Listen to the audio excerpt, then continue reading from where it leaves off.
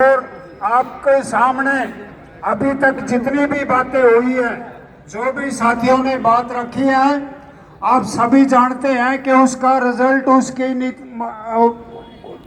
वो एक ही निचोड़ है कि जो सरकार की नीतियां हैं, सरकार की नीतियां किसान, मजदूर, छात्र, कर्मचारी विरोधी और जो बड़े पूंजीपति हैं, जो एकाधिकारी पूंजीपति हैं, टाटा, बिरला, अंबानी, अडानी, उनकी पूंजी को बढ़ाने के लिए सरकार लगातार नीतियां बना रही है।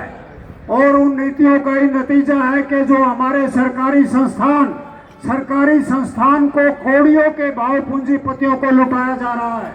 और उसकी वजह से देश के अंदर लगातार महंगाई, लगातार बेरोजगारी और जो हमारी शिक्षा, स्वास्थ्य का जो मसला है, वो सारे एकदम से मतलब खत्म होते जा रहे हैं। उनको मुनाफे की दुकान में सरकार बदल रही है। और उसके साथ साथ बिजली जो है, बिजली आप जानते हैं कि बिजली एक जीवन की मूलभूत जरूरत है, जिसके बिना आज हम समाज की, सभ्यता की कल्पना भी नहीं कर सकते। उस बिजली को आज सरकार उसको भी देने के लिए लगातार सरकार कोशिश कर रही है। आप जानते हैं कि किसान आंदोलन के टाइम में बहुत बड़ा मुद्दा था ये बिजली निजीकरण का भी, और किसानों के दबाव में सरकार को उसको वापस लेना पड़ा था। लेकिन उस वादे से मुकरते हुए लगातार आज तक सरकार 5 बार लगातार कोशिश कर रही है कि उस बिजली को पूंजीपतियों के हवाले किया जाए। उसमें अब ये 2025 का बिजली बिल जो सरकार लेके आई है, ये बिजली को टोटल पूंजीपतियों के हाथ में देने का सरकार का षड्यंत्र है। 2003 का बिजली जो कानून था, उस बिजली कानून के जरिए सरकार पहले ही जो उत्पादन का जो साधन बिजली का उत्पादन, उसको पहले पूंजीपतियों के हवाले कर चुकी है। और उसी का नतीजा है कि आज 50% बिजली जो है वो पूंजीपतियों के कब्जे में है।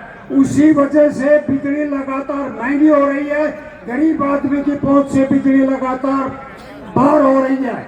और अब जो ये बिल सरकार लेके आना चाहती है, उसका मतलब है बिजली का टोटल निजीकरण, जो वितरण प्रणाली है उसका निजीकरण।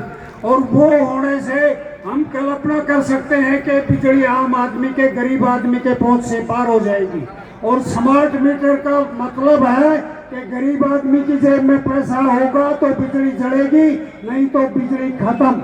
तो ये जो सरकार की नीतियां हैं, इनके खिलाफ हमें लगातार लड़ना होगा। आंदोलन ही हमारे सामने रास्ता है। और आज तक ये दुनिया का इतिहास ये बताता है कि जनता हमेशा लड़के जो भी लिया, जनता को लड़के अधिकार मिले हैं, बिना लड़े जनता को कुछ भी नहीं मिला। इसलिए हमारे सामने संघर्ष एकमात्र रास्ता है। संघर्ष के रास्ते हम लड़ेंगे और जीतेंगे।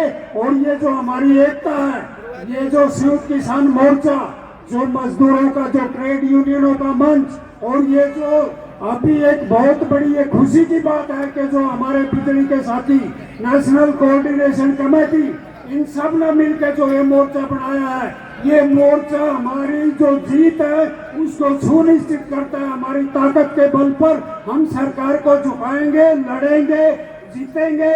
इसी बात के साथ मैं अपनी बात खत्म करता हूँ। इनकलाब जिंदाबाद।